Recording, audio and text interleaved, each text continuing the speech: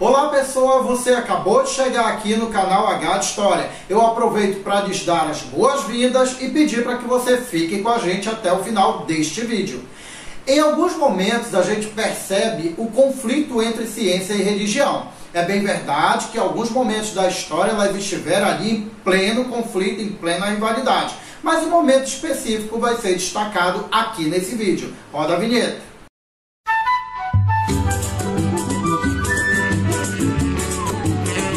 Então, pessoas, eu sou o professor Keiler e aproveito para lhe pedir logo aquele like maravilhoso aqui no início desse vídeo. Se você não gostar, lá no final dá um dislike, está tudo bem. Aproveite também e se inscreva aqui no canal se você não é inscrito. Ative as notificações para ficar sempre por dentro de todos os vídeos que a gente posta por aqui. Hoje nós vamos falar sobre o renascimento cultural. Vamos para o vídeo. O primeiro elemento que a gente precisa fazer aqui é definir o que seria exatamente o renascimento cultural. E eu diria para vocês que o renascimento ele é um movimento que é cultural, ele é filosófico e ele também é científico. Ele é cultural porque ele se expressa através das mais variadas formas artísticas. Ele é filosófico porque ele traz, então, uma discussão muito profunda acerca dos significados da humanidade, qual é o papel dessa humanidade, inclusive vai discutir qual é a sua relação com Deus.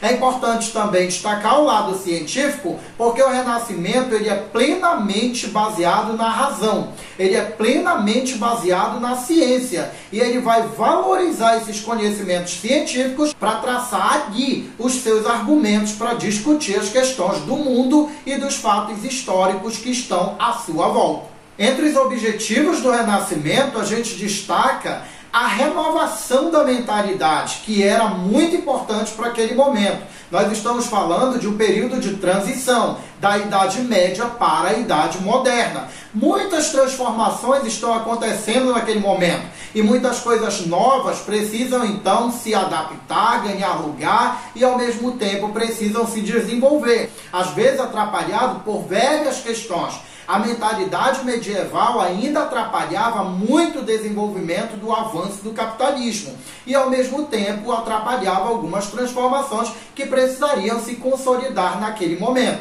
O homem renascentista ele veio exatamente para negar esse período medieval e defender essas mudanças daquele momento que ele vai chamar então de Idade Moderna. É o homem do Renascimento que dá esse nome para esse período. O Renascimento, por sua vez, ele é um movimento coordenado, dirigido e pretendido pela burguesia comercial. É ela a grande interessada no processo. A burguesia, então, ela vai não só patrocinar, como ela também vai dar toda a força e a maior interessada nesse movimento renascentista, que vai ter início ali por volta do século XIV, passando pelo XV e chegando no seu auge no século XVI. No período que a gente subdivide como o período 300, 400 e 500 do período renascentista. Para que tudo isso acontecesse, é necessário que a gente leve em consideração que haviam condições favoráveis e ao mesmo tempo que a gente poderia chamar de fatores para que o renascimento cultural acontecesse. E entre esses fatores a gente pode destacar aqui o fortalecimento da burguesia, que inclusive já foi um dos fatores que possibilitou o movimento das reformas religiosas. Tem um card aqui que lhe leva você até essa discussão. E aí nós vamos perceber que essa burguesia ela cresce a partir do movimento lá da Idade Média, no seu finalzinho, que a gente chama de renascimento comercial. O renascimento comercial traz à tona uma prática mais intensiva das relações de comércio e isso favorece inclusive o desenvolvimento do capitalismo. Com essa valorização da moeda a partir da intensificação do comércio, um novo grupo também começa a se fortalecer, que é a burguesia. E essa burguesia, por sua vez, ela começa então a entrar em conflitos com as pregações da Igreja Católica. A Igreja Católica também não via com bons olhos o crescimento do comércio e principalmente o fortalecimento da burguesia. Então utilizava das suas pregações para demonizar os burgueses, para demonizar a atividade comercial e para demonizar essa nova forma, então, de troca com a valorização da moeda. E para que a burguesia se sentisse mais à vontade e, ao mesmo tempo, mais confortável de realizar o seu comércio, ela precisaria, então, quebrar esse empecilho que a igreja estava lhe impondo. E só tinha um jeito de fazer isso: fazer com que as pessoas pensassem de uma forma mais racional. Haja vista que ainda se tinha um pensamento muito religioso e obediente a tudo aquilo que a igreja pregava. O renascimento urbano também é um outro elemento que a gente deve levar em consideração, haja vista que a partir desse movimento nós vamos perceber então o ressurgimento e o fortalecimento das áreas urbanas, ou seja, das cidades. E essas cidades, em geral, elas teriam pontos onde prevalecia não só o comércio, como também a burguesia e automaticamente a mentalidade burguesa. A criação das universidades é um grande elemento que é aliado do Renascimento. A partir do momento em que surgem as universidades, que seriam centros de saber laico, onde nós teríamos ali a concentração de um ensino mais laicizado, de um ensino antirreligioso, de um ensino mais racional, que se põe agora como uma alternativa daquele ensino teocrático difundido pelas igrejas, nós vamos perceber que ele vai ser então... Nós vamos perceber que ele vai favorecer e muito o desenvolvimento dessa mentalidade individualista, burguesa e ao mesmo tempo racional e antropocêntrica, que vai ser a característica fundamental do pensamento renascentista. Entre as características do Renascimento, e que a gente verifica que são muito importantes a gente saber defini-las, a gente pode elencar então alguma delas. E entre essas características nós poderíamos destacar aqui o humanismo. O humanismo seria o conjunto de todas essas pequenas características que a gente vai então elencar por aqui. A primeira das características que a gente pode então destacar aqui é o antropocentrismo. Isso traz então uma ideia que vai se contrapor ao teocentrismo medieval. E esse teocentrismo é aquela ideia lá da Idade Média que vai colocar Deus no centro do universo.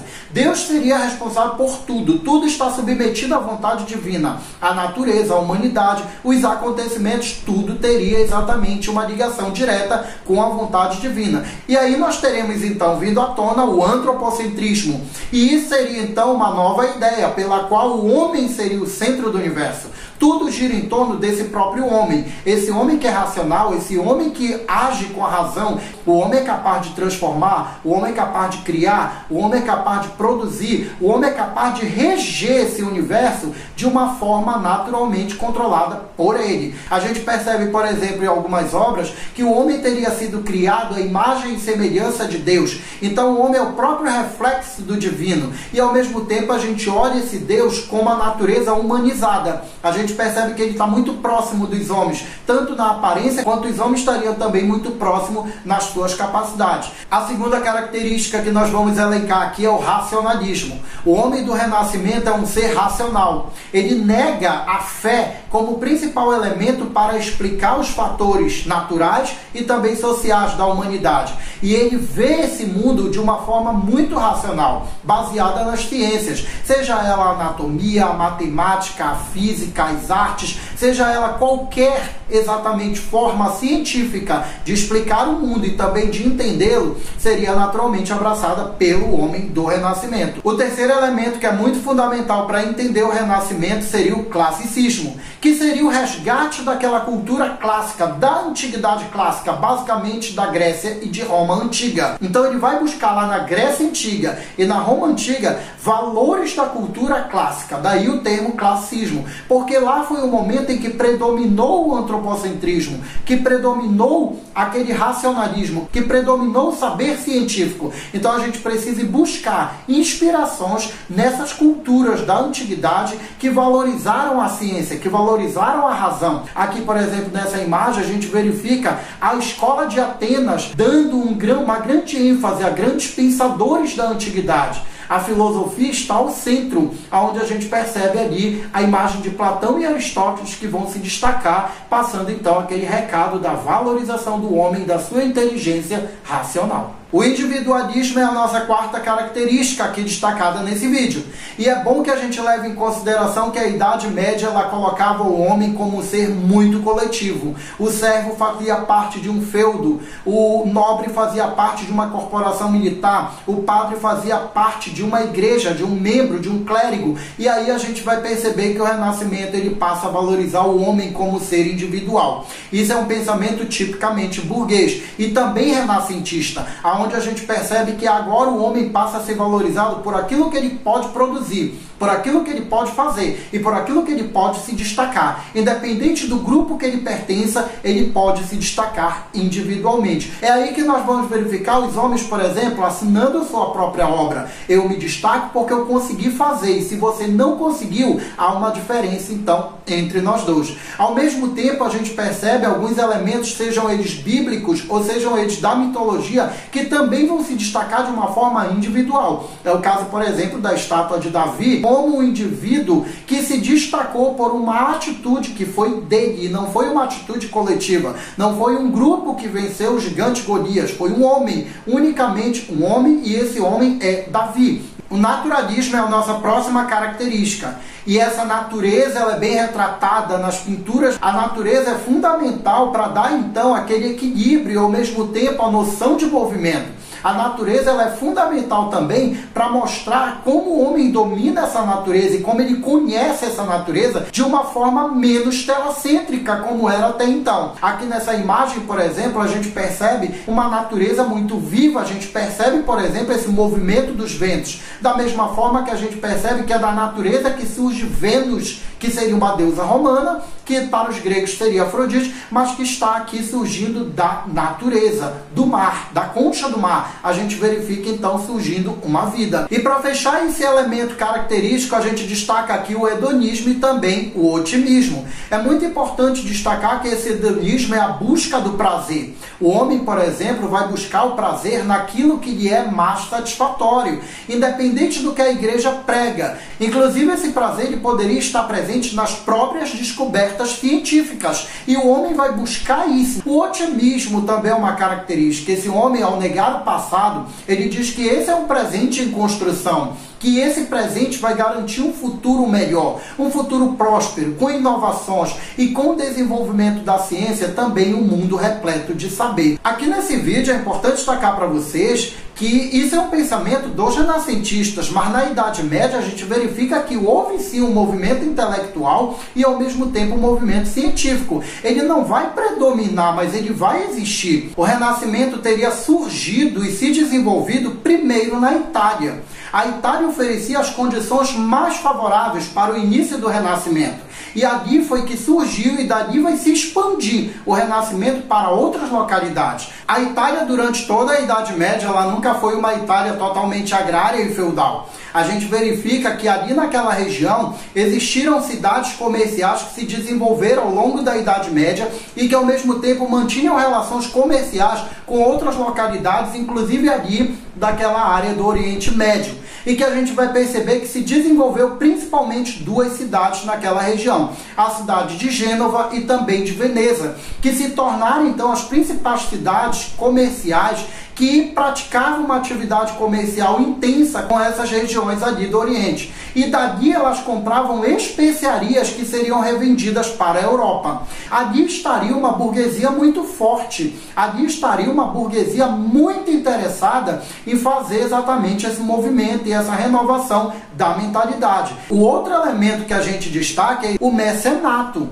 A gente destaca aqui a arte dos mecenas. Os mecenas eram sujeitos muito ricos que patrocinavam o conhecimento, que investiam nas artes e que ao mesmo tempo apostavam no desenvolvimento científico, numa interpretação do mundo baseada na razão. E aí nós vamos ter, por exemplo, famílias importantes que se destacaram. É o caso, por exemplo, dos Médicis em Florença, é o caso dos Sforzas em Milão, é o caso também de alguns papas que deram então todo um apoio ao próprio renascentismo. Parece estranho, mas isso aconteceu também nesse momento, inclusive ali na Itália. A Mona Lisa, por exemplo, é um caso de famílias que encomendavam pinturas da sua própria imagem e que ao mesmo tempo reflete ali essa valorização pela arte renascentista, porque ela parece mais real e que ao mesmo tempo traz à tona uma pintura com vida. E para fazer exatamente uma pintura dessa é preciso pensar com racionalidade. Também é importante destacar as heranças clássicas que a gente vai encontrar ali no território italiano. A Itália ela foi palco do Império Romano. O Império Romano se desenvolve ali. Então aquelas pessoas convivem com as ruínas, com as heranças e ao mesmo tempo com os traços que tinha o Império Romano, que ainda estão muito presentes ali naquela região. Também é importante destacar que essa atividade comercial que existia e se desenvolveu ali ao longo do tempo fez com que eles tivessem contato com as regiões do Oriente, mais precisamente a região de Bizâncio, onde se desenvolveu o Império Bizantino, que trazia também muita herança e muitas informações da cultura grega. O Renascimento não esteve restrito apenas à pintura e à escultura, ele também se manifesta através de outras formas de expressões. E aqui a gente destaca, por exemplo, a literatura, que a gente pode citar o Dante Alighieri, com a Divina Comédia. A gente destaca o Nicolau Maquiavel, que vai propor uma outra forma centralizada de poder. Na Espanha, por exemplo, Miguel de Cervantes, que vai fazer críticas à nobreza. Nós temos também o caso da Inglaterra, com Romeu e Julieta, do William Shakespeare.